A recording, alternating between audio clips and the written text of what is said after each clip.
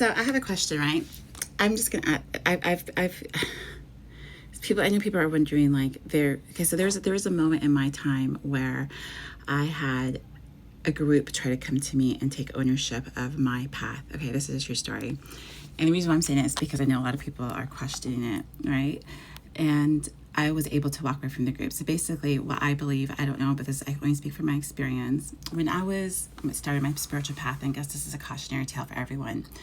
I had a group that came up to me when I was on Facebook and probably tried to tell me that I was part of, their lineage or whatever.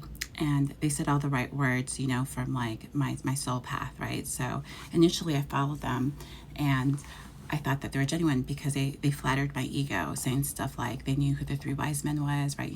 Malachor, Balthazar, and Cassic, was it Casper, right? And so they said all the right stuff. So I was like, oh, so of course my ego was like, these are Jesus's people, right?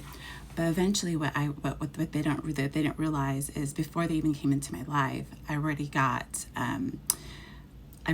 my validation from Spirit, right? Because Spirit actually contacted me before anyone else did. I had my awakening maybe like 3 years before this group came to me. And they actually told me that this group was going to come to me. So they came to me and they said, oh, it was like an angel, like intervention, I guess. They were like, oh, just to let you know, you're going to have a group that comes up to you and they're going to pretend to be you, but don't trust them. And they kind of told me everything that was going to happen. So I was like, oh, this is weird. I don't believe it.